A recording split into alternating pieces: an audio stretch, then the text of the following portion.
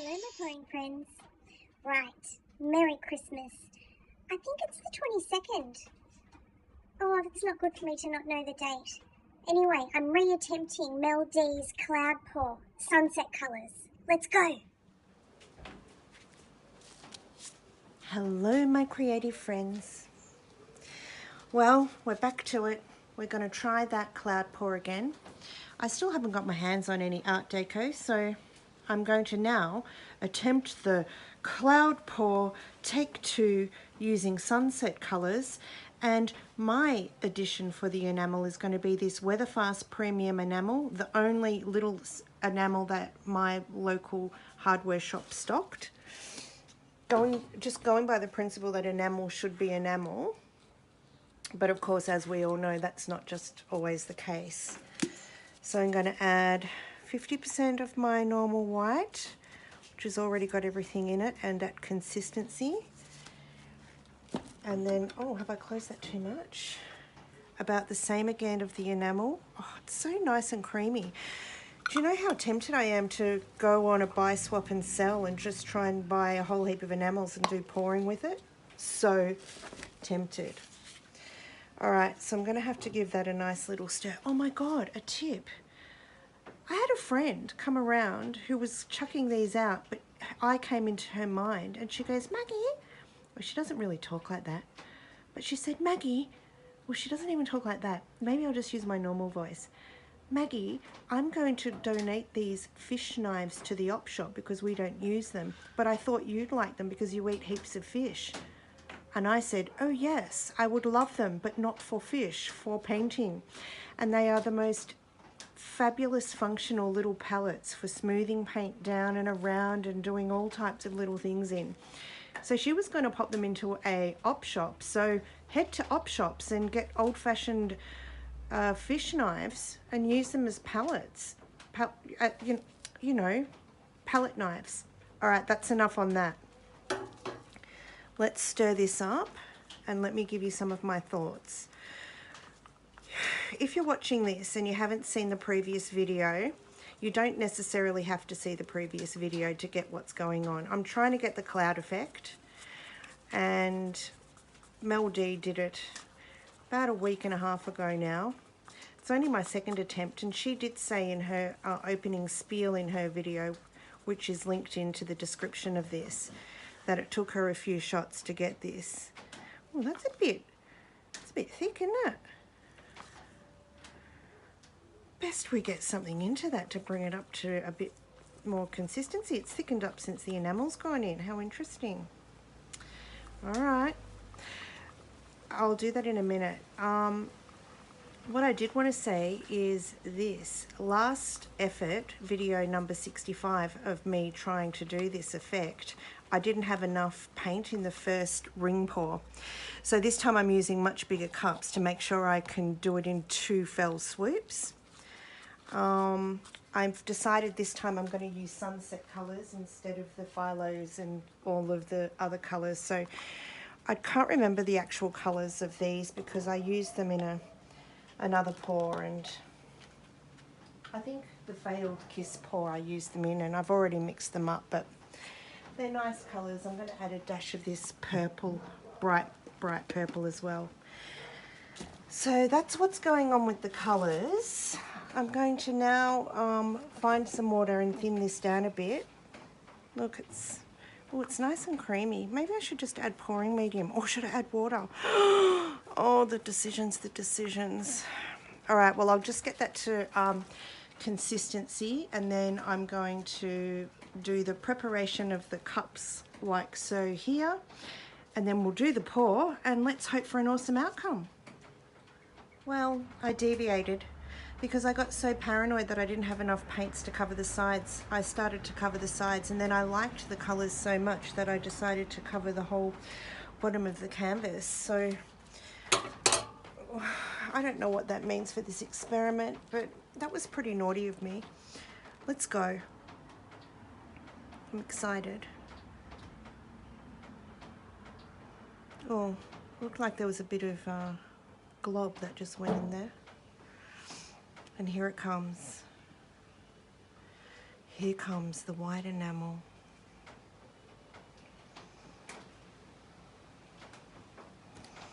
Getting my finger ready in a minute to catch that drip. Well,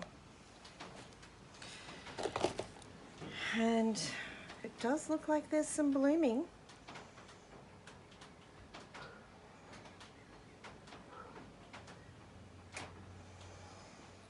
Let's tilt. Oh.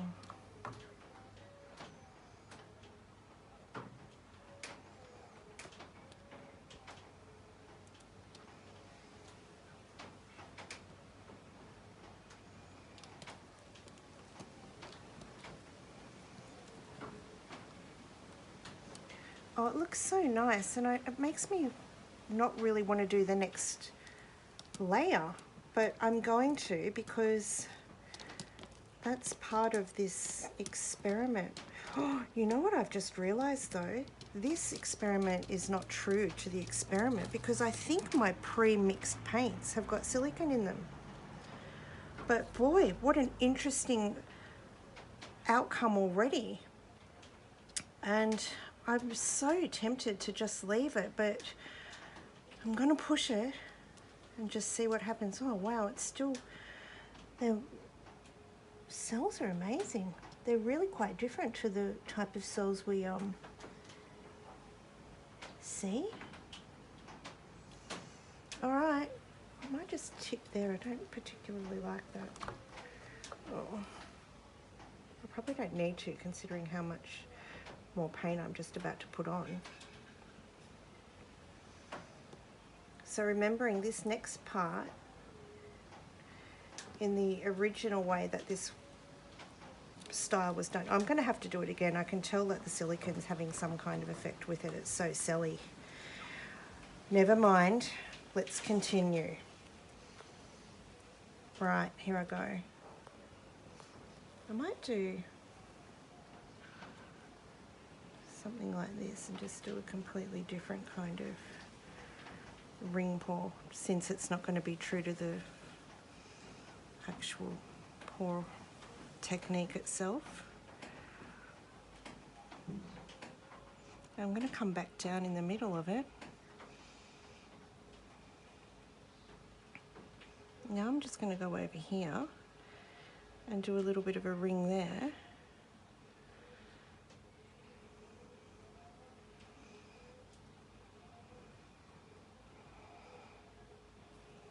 Get my knife ready to catch this last bit.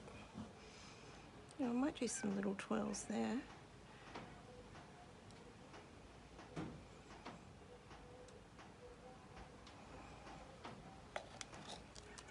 Okay.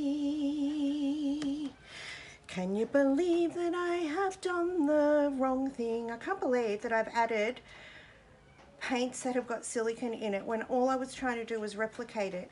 And it's going to be yet another day or two before I can have a shot at trying this in its unadulterated silicone manner, because after I've tilted this in a few minutes, I actually want to go and do some other type of creating.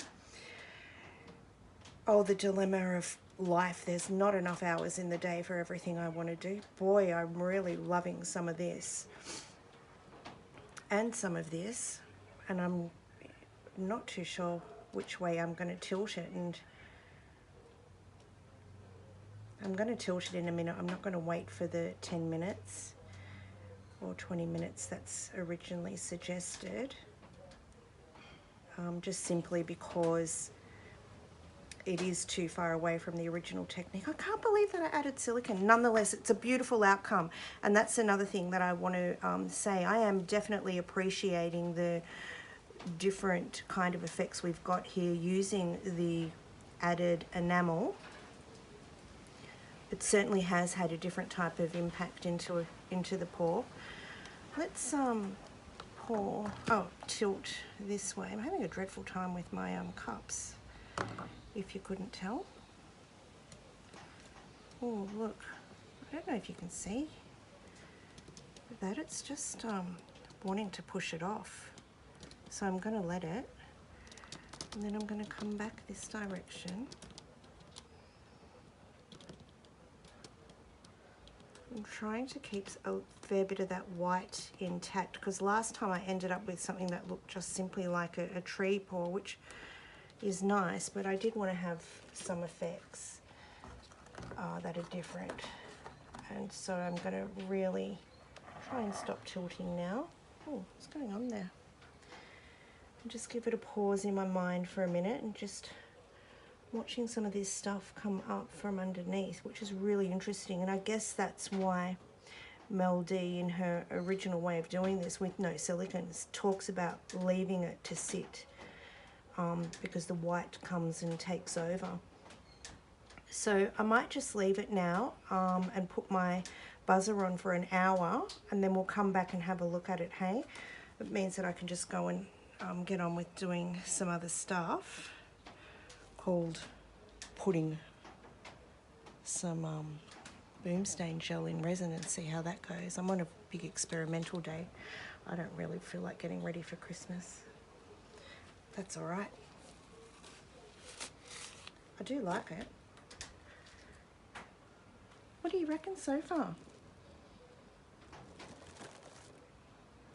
See if you can zoom in a bit. Don't know how much you can really see. All right, we'll come back in about an hour and see how much has shifted and floated and whatnot, all right? Well, it's been that little bit of time, probably not an hour, probably more like 40 minutes. So let's come and have a look. Once again, we didn't get the fluffy kind of clouds, but look, it's getting promising, and I really think that I'm onto it, that this next chance that I get, maybe tomorrow, we might succeed, because I will do it without the silicone.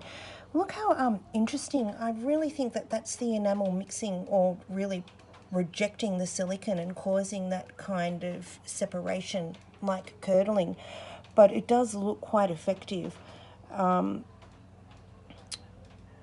Colours didn't split up as much as I'd hoped. I'm going to go back to the drawing board. Hey, guess what, guys? I haven't been this obsessed with the technique for quite a while, so I am having a bit of fun, and it is a nice way to... Oh, look, now see, there's a promising area, even though it does look like a snake with boobs and a tummy. And that rippling there is nice. Oh, it's so reflective. Oh, that's better. There we go. So it's not quite the sunset paw that I'd hoped for, way too dark. So my next one, I will mix all the colours up with no silicone, make them pastel, get the white the same as what I did, because I think I might have got it right. Maybe not water. That's right, maybe not water in the enamel. That could be causing that kind of effect. And let's keep going. Have you tried this yet? Oh, if you have, let me know how you go. Oh, look, that bit looks a bit galaxy-like. Oh, so much stuff looks galaxy-like to me. All right. That was fun, wasn't it? Fun when you're meant to be doing Christmas stuff. You can just call me the Queen of Procrastination.